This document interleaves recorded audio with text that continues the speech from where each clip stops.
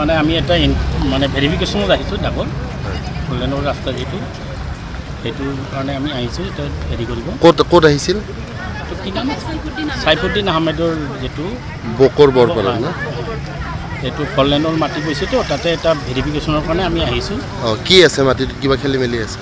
খেলি মেলি নাই, আমি চেক কৰিব আহিছোঁ। কমপ্লেইন এটা আছিলতো সেইটো কাৰণে চেক কৰিব আহিছোঁ। কোনে দিছিলে কমপ্লেইন? ট্ৰাইবেল সংঘ। সেইটো কাৰণে আমি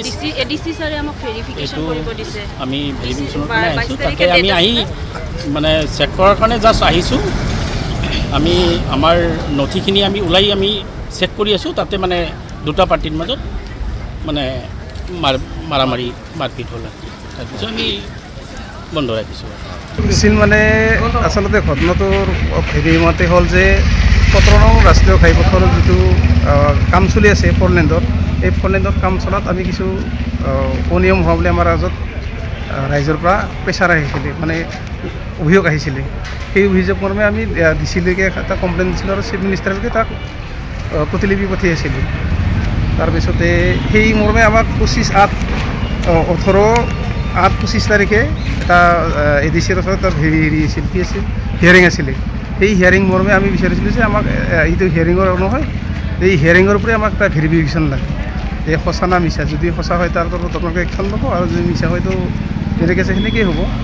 তো সেই মৰ্মে ADCয়ে এটা DC অফিচৰ পৰা লেটাৰ পঠাইছিলে। সেই লেটাৰটো এইটো মোৰ লগত যেতিয়া আছে তাৰ প্ৰতিলিপিটো তেওঁলোকে ইয়াতে উল্লেখ কৰিছিল যে চাৰ্কল অফিচ প্লাছ ৰ'ড ডিভিজনৰ যিটো বিল্ডিং ডিভিজনৰ ইঞ্জিনিয়াৰ আৰু নেশ্যনেল হাইৱেৰ মানুহ এইবিলাক সকলোৱে লগ লাগে। আৰু তাতে আমাৰ চাৰ্কল অফিচৰ ADC মণ্ডল চণ্ডল সকলোৱে আছিলে, ADC হয়তো নাছিলে, SK আছিল।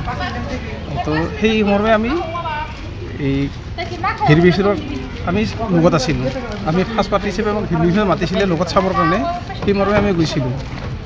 কিন্তু যোৱাৰ সময়ত তেওঁলোকৰ গুণ্ডা বাহিনী লগাই আমাৰ কেইজনমান শিক্ষকক প্ৰচণ্ড মাৰপিট কৰে আৰু মোৰ মতো লাইট ঠেট দিয়ে। ইতিমধ্যে লাইট ঠেট দিছে যে তোক চাই ল'ম, তোক মাৰা হ'ব বুলি পেলাই এনেকৈ লাইট ঠেট দিছে।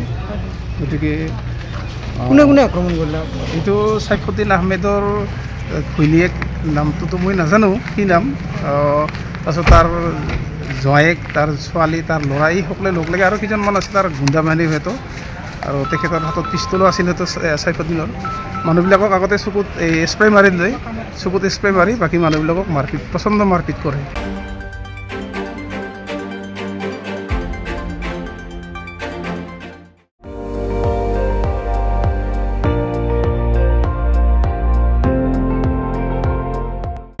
আপুনি চাই আছে ND24, সৰ্বশ্ৰেষ্ঠ নহয় সৰ্বোত্তমৰ দৌৰত।